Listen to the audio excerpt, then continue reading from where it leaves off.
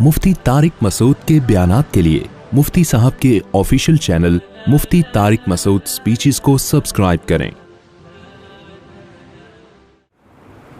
اللہ تعالیٰ نے سورہ الحاقہ کی ان آیات میں تھوڑا سا جنت کا نقشہ کھینچا ہے کہ جس کا اعمال نامہ دائیں ہاتھ میں دیا گیا، فیقولو وہ کہے گا ہا اقرؤوا کتابیہ، ارے لوگو میرا اعمال نامہ پڑھو، خوش ہوگا بہت زیادہ۔ انی ظننت انی ملاق حسابیہ، مجھے یقین تھا کہ ایک دن میرے عمل کا بدلہ مجھے ملنے والا ہے۔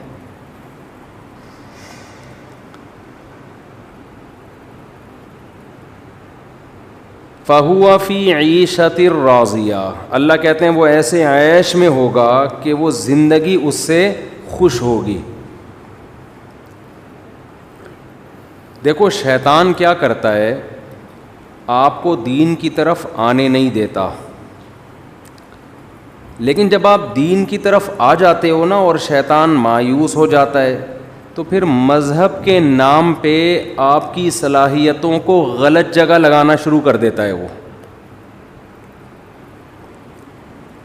شیطان مایوس ہو جاتا ہے نا، اس کو پتہ ہے کہ اب اس نے مذہب کو فالو کرنا ہے، دین کی طرف یہ آ گیا ہے۔ اب کیا کرتا ہے شیطان، کہتا ہے لیبل مذہب کا لگا ہو، کام وہ کرواؤ جس سے اس کی آخرت میں ترقی نہ ہو۔ شیطان کا ہدف کیا ہے؟ شیطان کا ہدف ہے انسان کو جنت میں جانے سے روک دینا، سمجھ رہے ہو؟ یہ اس کا ٹارگٹ ہے۔ شیطان کا جو پلاننگ کرتا ہے نا، وہ ہماری طرح بے وقوف نہیں ہے کہ ہمیں منزل کا پتہ ہی نہیں ہے اور پلاننگ کرتے چلے جا رہے ہیں۔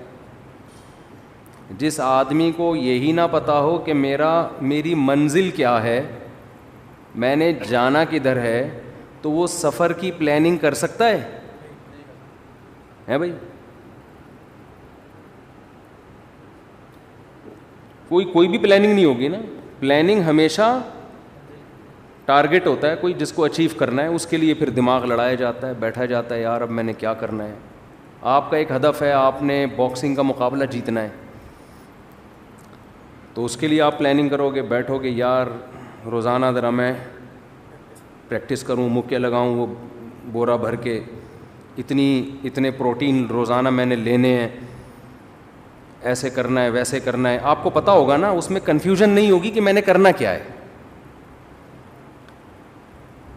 لیکن آپ کو پتہ ہی نہیں میں نے اچھا باکسر بننا ہے، میں نے اچھا باڈی بلڈر بننا ہے، میں نے اچھا تاجر بننا ہے، میں نے اچھا ڈاکٹر بننا ہے، پتہ ہی نہیں، تو پلاننگ کرو گے؟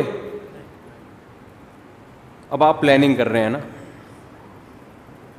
کوئی پوچھ رہا ہے کس چیز کی پلاننگ ہو رہی ہے، آج کاپی پینسل لے کے بیٹھے ہوئے ہو، اپنا اسکیجول لکھ رہے ہو، تو آخر تمہارے ذہن میں کیا ہے؟ کہہ رہے ہیں ذہن میں تو کچھ بھی نہیں ہے، ویسے ہی پلاننگ کر رہا ہوں میں۔ تو کہے گا پہلے کھوپڑی کا علاج کراؤ، اس کے بعد جا کے پہلے تو آپ اپنے دماغ کو درست کرنے کی پلاننگ کرو۔ تو جس کا سامنے کوئی ہدف نہیں ہوتا، وہ اگر پلاننگ کر کے بیٹھ جائے تو وہ بھی دنیا کا بہت بڑا بے وقوف، ایسا ہی ہے نا؟ اور اس سے بڑا بے وقوف وہ ہے جس کا ہدف کچھ اور ہے، پلاننگ کسی اور چیز کی کر رہا ہے۔ کیا خیال ہے؟ آپ نے بننا ہے ڈاکٹر، اچھا ڈاکٹر بننا ہے، یہ آپ کا ہدف ہے کہ میں پاکستان کا بہترین سرجن بنوں گا۔ پلاننگ کیا ہو رہی ہے؟ صبح اٹھ کے دوڑ رہے ہیں، مکے شکے لگا رہے ہیں، جم میں ویٹ اٹھا رہے ہیں، یہ پلاننگ ہو رہی ہے۔ اگلا کہے گا یار یہ اچھا پلاننگ میں یہ کر رہے ہیں نا کہ میں روزانہ اتنا دودھ پیوں گا اور اتنے ویٹ اٹھاؤں گا، اور اس کے لیے کام کرنا شروع کر دیا آپ نے، میں اتنا روزانہ بھاگوں گا۔ اگلا کہہ رہا ہے یار تو نے کرنا کیا ہے؟ کہ جی میں نے ڈاکٹر بننا ہے۔ تو ابے حرکتیں تو تیری ڈاکٹروں والی لگ نہیں رہی ہیں۔ ڈاکٹر بننا ہوتا تو کوئی اسٹڈی روم بنا رہا ہوتا، اس میں ساؤنڈ پروف کمرے کا انتظام کر رہا ہوتا کہ شور و غل کی آواز نہ آئے. میڈیکل کالج میں ایڈمیشن کے لیے لوگوں سے پوچھ رہا ہوتا بھائی کتنے نمبر چاہیے. ٹھیک ہے, یہ بھی چیز بھی ضمناً جاگنگ واگنگ بھی ہوتی ہے, صحت بھی اس کا ایک حصہ ہے. زیادہ فوکس کس کو کرتا؟ ایجوکیشن کو فوکس کرتا. وہ ہے نا, ایک آدمی کے پاس ایک شخص آیا بقرعید کا بکرا بیچنے کے لیے. اب یہ جو دلال ہوتے ہیں نا, یہ اپنی چیز کی ایسی خوبیاں بیان کرتے ہیں کہ یہ بھول جاتے ہیں کہ ہم نے اتنا غلو کر دیا ہے کہ کچھ اور بنا دیا ہے.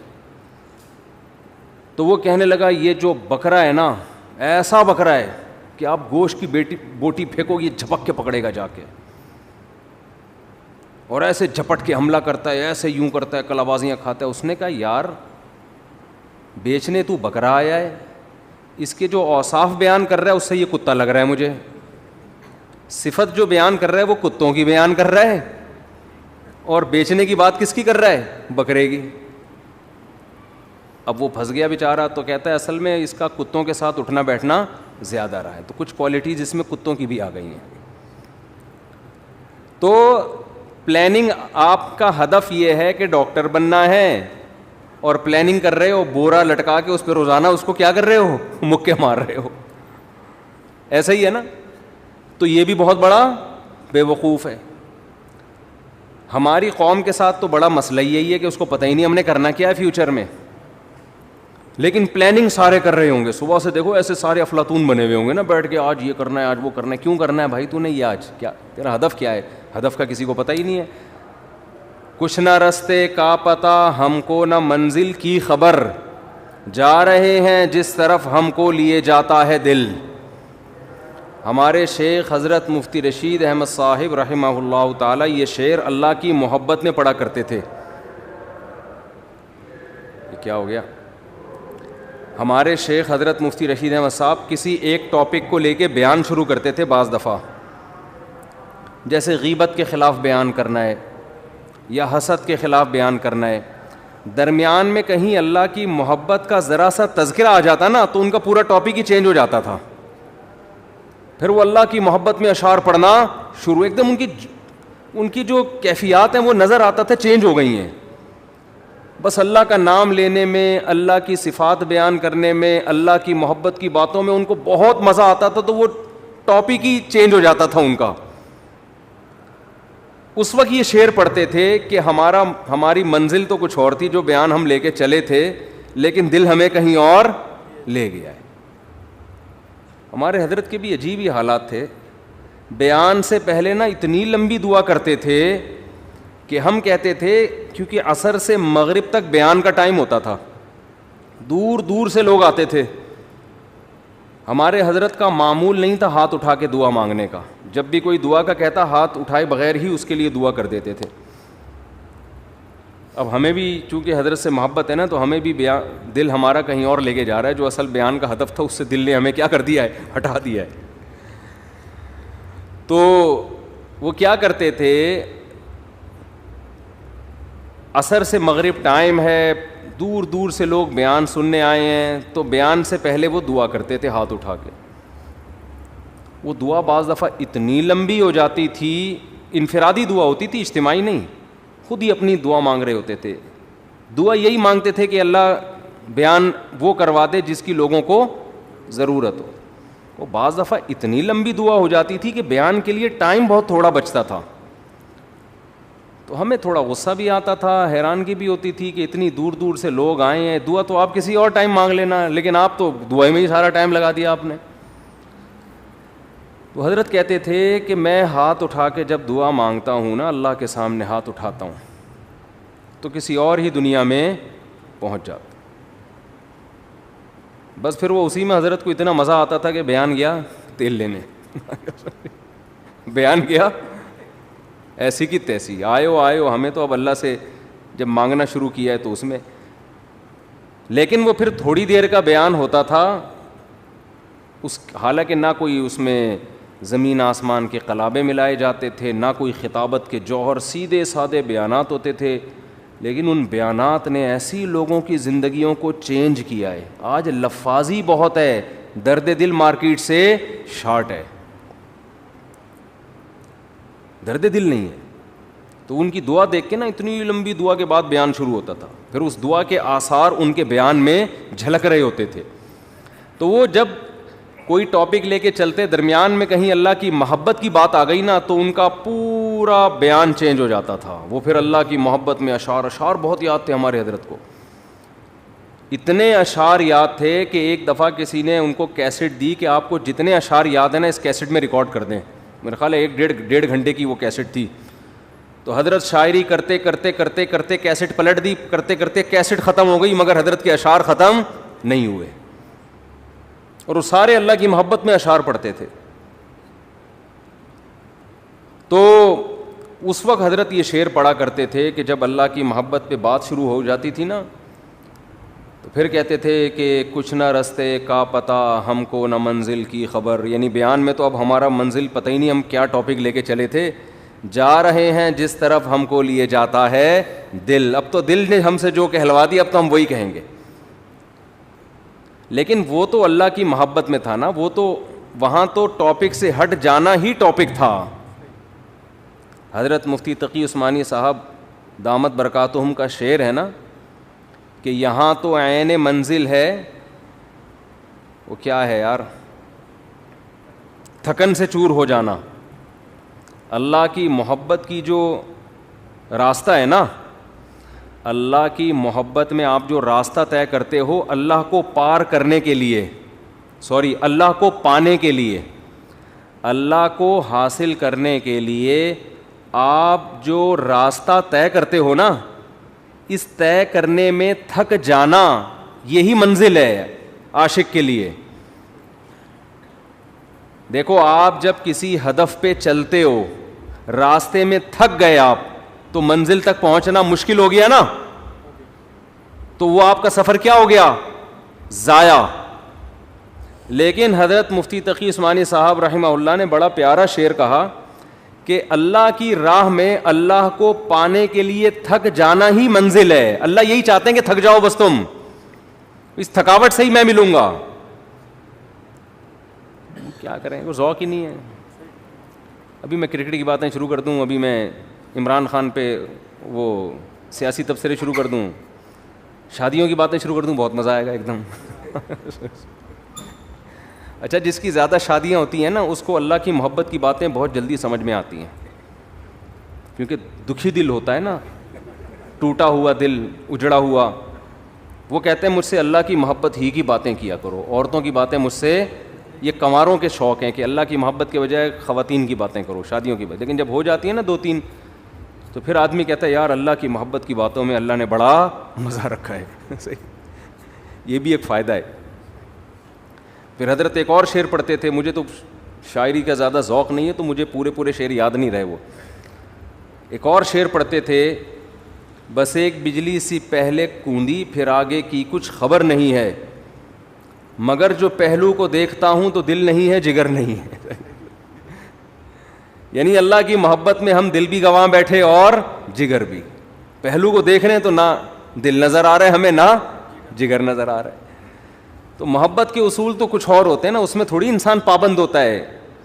آپ نے اپنی محبوبہ کو ٹائم دیا 10 منٹ کا ملاقات کا, تو ایسا تھوڑی ہوگا آپ اینڈ ٹائم پہ پہنچے, ٹھیک اسٹاپ واچ لگا کے 10 منٹ کی میٹنگ ہوئی, اچھا جی میٹنگ برخاست, ہمارا آپس کی میٹنگ 10 منٹ کی طے ہوئی تھی, چلتے ہیں, آپ اپنا خیال رکھیے گا, مجھے بھی, میرا بھی رکشا کھڑا ہوا انتظار کر رہا ہے. ایسے ہوتا ہے؟ وہاں تو ٹائم ویسٹنگ ہی کیا ہے, مطلوب ہے. وقت کا ضائع کرنا ہی عاشق کے لیے کہ بھائی ٹائم ویسٹ کرو, ہم آئے اس لیے ہیں. ہاں کوئی بزنس کی میٹنگ ہو رہی ہے یا کوئی اور کوئی کسی کو, اس میں آدمی ٹائم دیکھتا ہے, بھائی 10 منٹ 15 منٹ ہو گئے بس, اب جاؤ یار, اپنا دماغ کیوں کھا رہے ہو ہمارا. کہ شیطان کیا کرتا ہے, آپ کو آپ کی منزل سے ہٹاتا ہے. ہماری منزل کیا ہے, جنت. تو ہم نے فوکس ان اعمال کو کرنا ہے جو ہمیں کہاں لے کے جاتے ہیں, جنت میں. اور وہ اعمال اللہ نے قرآن میں بیان کیے ہیں کہ زنا مت کرو, چوری مت کرو, سمجھ رہے ہو, جھوٹ مت بولو, پیسوں میں کرپشن. یہ ساری آیتیں میں پڑھوں گا نا تو بیان لمبا ہو جائے گا. ایک ایک چیز پر آیت ہے. وَيْلٌ لِّلْمُطَفِّفِينَ إِذَا اكْتَالُوا عَلَى النَّاسِ يَسْتَوْفُونَ. اپنا حق جب لینے کی باری آتی ہے پورا حق لیتے ہو, جب دینے کی باری آتی ہے ڈنڈی مارتے ہو. یہ کام مت کرو. اوفوا بالعہد, کسی سے ایگریمنٹ کرو تو معاہدوں کو پورا کرو. لا يحل لكم ان ترثوا النساء کرہا, عورت کا مال بولو نا مت کھاؤ. سمجھتے ہو؟ بہت ساری اس طرح کی, اس میں کسی کا اختلاف نہیں ہے, کوئی حنفی کا, شافعی کا, کوئی اہل حدیث کا, کوئی دیوبندی بریلوی, اس پہ سب متفق ہیں. لیکن ان چیزوں پہ بحث نہیں ہوتی. ہماری بحث شروع کہاں سے ہوتی ہے؟ ان موضوعات سے شروع ہوتی ہے جو قرآن نے بیان نہیں کیے. کیوں شروع ہوتی ہے؟ اپنی علمیت کو جھاڑنے کے لیے کہ مجھے یہ بھی آتا ہے, مجھے رفع الیدین کی حدیثوں کا سارا پتہ ہے, مجھے امام کے پیچھے فاتحہ والی حدیث حوالوں کے ساتھ یاد ہیں. کوئی مولوی لے آؤ میرے سامنے جس کو پتہ ہو. یہاں سے شروع ہوتی ہے ہماری تقریر, سمجھ رہے ہو نا؟ ابے عوام کو اس کا کیا فائدہ؟ یہ تو صحابہ میں اختلافی مسئلہ تھا. ہمارے حضرت سے کسی نے فون کر کے پوچھا کہ وہ فلاں کہتے ہیں امام کے پیچھے فاتحہ اگر نہیں پڑھتے نماز نہیں ہوتی. تو حضرت کا اس پہ رسالہ ہے اصل الفتاوی میں عربی میں کہ امام کے پیچھے فاتحہ فقہ حنفی میں جائز نہیں ہے. اس کے دلائل عربی میں رسالہ ہے. تحقیق کتنی تھی, لیکن حضرت نے فون پہ وہ تحقیق نہیں جھاڑی. حضرت نے ان سے کہا کہ جو آپ کو اس بحث میں الجھا رہا ہے نا, کہہ رہا ہے امام کے پیچھے فاتحہ پڑھو گے نہیں پڑھو گے تو نماز نہیں ہوتی, اس سے کہو کہ کیا صحابہ میں بعض ایسے تھے جو فاتحہ پڑھنے کے قائل نہیں تھے؟ تو وہ یقیناً ایسے صحابہ تھے. تو کہا ان کی ہو جاتی تھی, جب ان کی ہو جاتی تھی ہماری بھی ہو جاتی ہوگی. ٹھیک ہے نا؟ مختصر جواب دیا کہ بھائی کوئی اور کام میں لگا اپنے آپ کو, کیونکہ حضرت اس کو وہ رسالے میں الجھا دیتے, پھر وہاں سے جواب, پھر یہاں سے جواب, اور پھر وہ جب مرنے سے پہلے بہت بڑا امام کے پیچھے فاتحہ والے مسئلے میں PhD کر کے جاتا, اور ساری زندگی علماء کو برا بلا کہنے میں. ابے ان کو کیا پتا, یا تو اہل حدیث کی مخالفت میں زندگی کھپا دیتا یا حنفیوں کی مخالفت میں. صحابہ کرام میں فاتحہ پڑھنے والے بھی تھے اور نہیں پڑھنے والے بھی, لیکن ان بحثوں کو انہوں نے موضوع نہیں بنایا.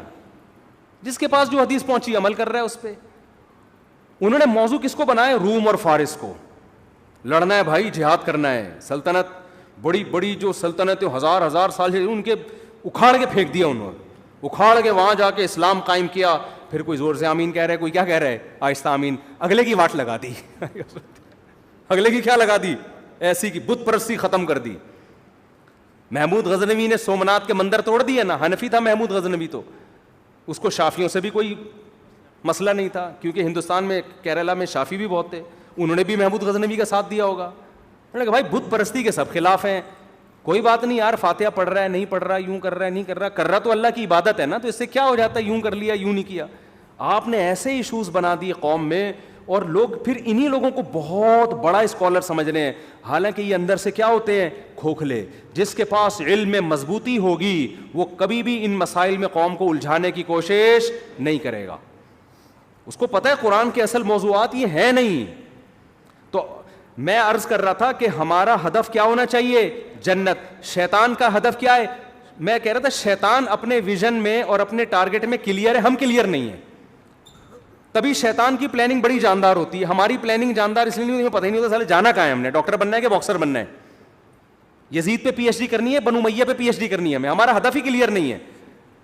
شیطان کا ہدف کلیئر. شیطان کہتا تو بنو امیہ پہ PhD کر نہ کر, میں تجھے ان اعمال سے روکوں گا جو تجھے جنت میں لے جانے سے روکیں گے. کیوں کرتا ہے یہ؟ بس یہ بات اس لیے کرتا ہے کہ شیطان کو ہم سے بغض اس لیے ہے کہ اللہ نے شیطان کو جنت سے نکال دیا تھا, اور آدم کو کہاں لے گیا تھا؟ اللہ, جنت میں. تو اس کا پھڈا ہم سے بنو امیہ کا نہیں ہے, صحیح ہے نا؟ امام کے پیچھے فاتحہ والا نہیں ہے, رفع الیدین والا نہیں ہے. شیطان کا پھڈا ہم سے یہ ہے کہ اس کمبخت انسان کی وجہ سے میں اللہ کے دربار سے نکلا ہوں, یہ PhD کر لے یزید کے معاملے میں, یہ کمبخت جنت میں نہ جائے. ہر اس عمل سے اس کو روک دوں جو اس کو جنت میں لے جائے گا. تو وہ عمل وہی ہے جو میں نے آپ کے سامنے بیان کیے, جن کو الحمد سے لے کے والناس تک قرآن ڈیفائن کرتا ہے. تو وہی جنت کا اللہ قرآن میں تذکرہ کر رہا ہے کہ انسان کہے گا, جس کو اعمال نامہ دائیں ہاتھ میں دیا جائے گا, وہ کہے گا مجھے یقین تھا کہ ایک دن میرے اعمال سے ملاقات ہونے والی ہے, لہذا میں نے پہلے سے وہ اعمال اختیار کر لیے جو اللہ نے قرآن میں بتائے تھے. میں نے وہ اعمال کو فوکس کر کے پہلے سے رکھا ہوا تھا. اور بہت سے ایسے ہوں گے, ابے یار ہم جنت پہ ایمان بھی لے کر آئے اور ہمیں یقین بھی تھا جنت بھی برحق ہے، جہنم بھی برحق ہے، لیکن ہم نے جو اعمال فوکس کیے اس کی وجہ سے دنیا میں تو ہم بہت بڑے چیمپئن بن گئے، لیکن قبر میں ہمیں اس کا کخ بھی فائدہ نہیں ہو رہا، کیونکہ اللہ تو کہے گا میں نے یہ علامتیں بیان کی تھیں اہل جنت کی، یہ والی تم میں کیا ہیں؟ شارٹ. اہل جنت راتوں کو اٹھ کے تہجد پڑھتے ہیں، اہل جنت رشتہ داری جوڑتے ہیں، ان غریبوں کو مال کھلاتے رہتے ہیں، بہت ساری جو ابھی اس پہ ٹاپک تو بڑا لمبا ہو جائے گا، تو وہ والی تمہارے اندر کوئی بھی نہیں. تمہارے اندر یہ ہے کہ فلانے نے یہ کر دیا، فلانے نے یہ کر دیا، ڈمکانے نے یہ کر دیا، تو فلانے نے یہ کر دیا، نمبر پلیٹ ٹھیک ہے نا لگا. اور ان سب باتوں کے جواب ہیں، سب کے پاس جواب ہیں. یہ لوگ کہتے ہیں نا جواب نہیں ہے، جواب ہیں، دے دیے علماء نے، آپ یوٹیوب پہ سرچ کریں. تو ہم چاہتے ہیں کہ ان چیزوں سے لوگ نکلیں، لوگ کسی اور چیز کو فوکس کریں. اور جب آپ میں ضد ختم ہو جائے گی نا، پھر دلیل سے جواب بھی آپ کو سمجھ میں آئے گا. ابھی تو ضد کا مسئلہ بنا ہوا ہے. جب انسان کسی چیز کو انا کا مسئلہ بنا لیتا ہے، آپ دلائل کے انبار لگا دیں، وہ کبھی بھی ان دلائل کو ماننے کے لیے تیار نہیں ہوتا، ایک نئی بحث چھڑتی ہے. ایسے موضوعات کو کیا ہوتا ہے، ٹھنڈا ہونے دو. جب نیوٹرل ہو جاتے ہیں نا لوگ، پھر آپ آرام سے ایک بات سمجھاتے ہو، لوگوں کی سمجھ میں وہ بات آتی ہے. ابھی تو انا کے مسئلے بنے ہوئے ہیں، یہ ابھی کس کی سمجھ میں آئے گا بھائی یہ. تو اللہ تعالیٰ سمجھنے کی عمل کی توفیق عطا فرمائے. سبحانک اللہم و بحمدک، نشہد ان لا الہ الا انت، نستغفرک و نتوب الیک.